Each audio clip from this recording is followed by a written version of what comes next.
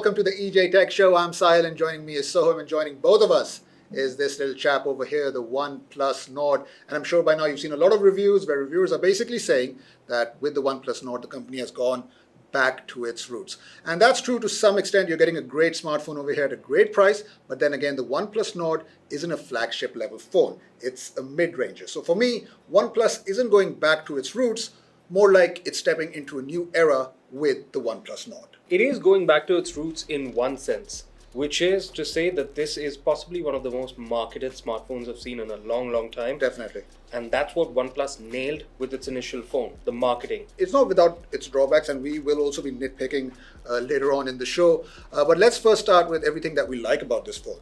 First off, the software, which gets Oxygen OS. It gets the same software that you get on its OnePlus flagship brothers and sisters. So that means it's clean, it's intuitive, it responds so well to all your touches and inputs, and more importantly, you are guaranteed 3 major Android updates. So as far as future-proofing is concerned, you're covered.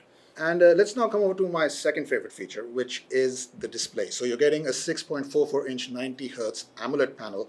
And as far as panels go, this one is absolutely fine. It's more than fine for handling all your content watching needs.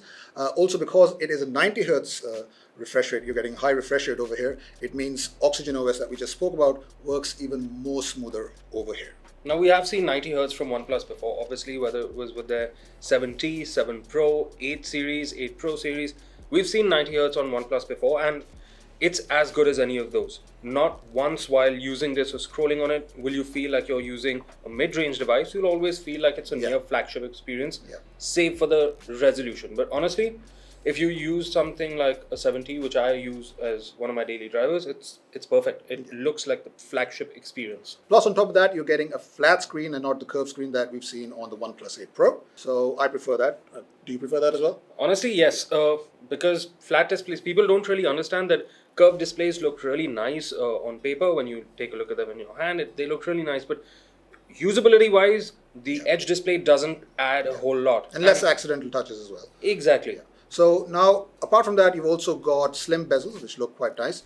Then the least favorite part is, my least favorite part at least, is that dual front camera. Basically, it's in this pill-shaped enclosure that we saw on the Poco X2 as well. And it does take up more screen real estate than it should, if you ask me. But then you can go to display settings and hide the front camera. So that means if you're watching content or if you're playing some games, it won't come in your way. So at least that's a good thing. Then it's very good that OnePlus has added that option to hide the front camera. But I tell you what makes up for that is this in-display fingerprint scanner. This is pretty fast. I'd say it's as fast as the fingerprint scanner on the OnePlus 8 Pro. That's one thing I wasn't expecting OnePlus to actually add. I really thought they'll go with something like a side-mounted fingerprint scanner or a rear-mounted, probably not a rear-mounted, but side-mounted, because that would have made more sense for them. That would have cut costs. But they've gone the extra mile to give you that entire OnePlus flagship experience. And I think that plays into the power of how OnePlus is a little bit like Apple sometimes. They care about the little details. They care about the fact that people have never experienced a side-mounted fingerprint scanner, I should say, on their smartphone, at least on a OnePlus device. So maybe let's not do that. Let's keep it in theme with what we've already been doing, even if it means we have to spend a little bit more. Now, battery, that's another highlight over here. And it doesn't have the biggest battery capacity out there, but it's a solid battery backup. It's a 1-day battery life, 8 to 9 hours of screen on time, no problem. Plus you've got the Warp charger, which is fast charging, and that'll top up the phone from 0 to 70% in just 30 minutes. So Warp charging is the standard feature on every OnePlus phone. I'm so happy that they've included it over here as well. I'm also happy about the fact that OnePlus is using the a lower tier processor here, which means you'll get better battery life from it because it's not going to be as power hungry as an 8 series chip. 7 series are usually more power efficient than that. And the processor he's talking about is the Snapdragon 765G. And it's a fast processor. I mean, it's not as fast as the Snapdragon 865 processor, but it catches up. It's fast. It does a really good job.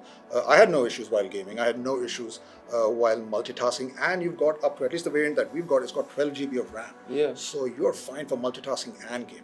Exactly. And you're future proof. If all the Qualcomm demonstrations in each and every product launch that I'm sure you guys have also seen, that same guy pops up every time from Qualcomm, says the same things.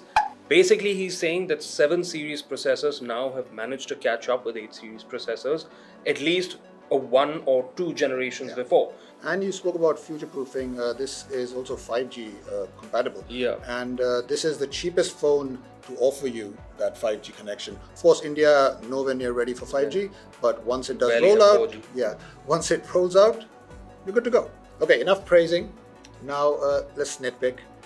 For me, one of the biggest issues over here is that on the base variant, you're only getting 64 GB of storage and it's not expandable. Sure, you can use Google storage and all that, but call me old-fashioned, I do like extra onboard storage. I would call you old-fashioned because I was just going to say, my father, he was born in the 50s, even he uses cloud storage now. Yeah. So I'm pretty sure most people buying this Your value father spec- has not met my mother, all right? So there are a lot of people out there who will never be able to figure out how cloud storage works. Well, that's why they have kids like us to help them out with it. Now, the other thing that I'm not too happy about is the design. And it's not a bad looking phone at all.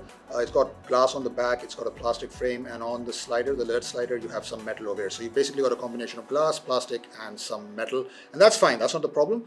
My problem is that it just, especially this color, the gray color that I have, it just looks a little bit generic. And it doesn't look typical OnePlus to me.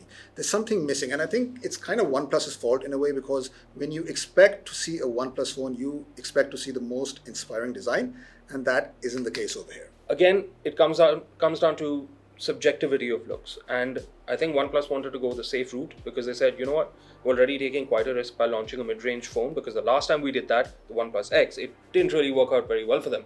So they probably said, you know what, let's stick with what we know works. Let's just give the people a good phone. So also 2 very important things missing from this phone. Number 1, no headphone jack. And I would have hoped that, considering that this is a mid-range phone, OnePlus would have fully accepted that and given us a headphone jack, number 1. Number 2, mono speaker only. So you miss out on stereo speakers if you're gaming on games like, let's say, PUBG. So, and again, I love having my stereo option. And I was really hoping that it would have been included over here, but this is a clear cutback, or at least cutting corners to keep costs lower from OnePlus' side. But yeah, that kind of sucks. Okay, I have a question for you. Let's say you were the hypothetical head of OnePlus. Would you rather bundle this with an in-display fingerprint scanner or stereo speakers? I'll give it stereo speakers. I can live with the side fingerprint scanner any day. In fact, on a lot of phones, I found them to be more effective. But stereo speakers... And you know what? I'm sure most of OnePlus customers will agree with that statement. Yeah. OnePlus, please listen to us. Yeah. But I will say this, thank God that this phone has an alert slider. It is the most convenient thing in the world, and I think every smartphone maker needs to implement one of these. Anyway, let's come over to the camera, and I'm going to pause here for impact. It's okay. It's fine. It's dependable. It's got the same main sensor as the OnePlus 8, so it's a 48 megapixel primary sensor. And it's dependable for the most part. It'll take good pictures in good lighting conditions. Your ultra-wide images will have some distortion on the sides, and your macro camera is somewhat inconsistent. Low light photography isn't bad, but the night mode on this phone is really good. Then on top of that, video-wise, it shoots 4K up to 30 frames per second and not 60 frames per second, but oddly enough, the front camera does, so I don't know where the logic behind that is. But the video-wise, video performance, it's good. It does it takes some really nice videos, good dynamic range, really crisp. So I was happy with the video performance, not so much with photography performance. But that being said, this isn't the best camera phone I've tested, and it's also not the worst camera phone. It's just somewhere in the middle. But like I said, it's dependable for the most part. All right, so let's wrap up things now. And a lot of people have come up to me in the past and said, look, we want to buy a OnePlus phone. We want the OnePlus experience, but it's out of our budget range. So what should we do now? Well, this is the answer to that. The OnePlus Nord, it's giving you the OnePlus experience all the way. It's giving you some great flagship features, and most importantly, it starts at 25,000 rupees. So in that way, going back to my introduction, in some ways it has gone back to history, at least when it comes to the price. There are some features, not everything. Yes, you miss out on IP68 and wireless charging and things like that, but for me, those aren't really deal breakers.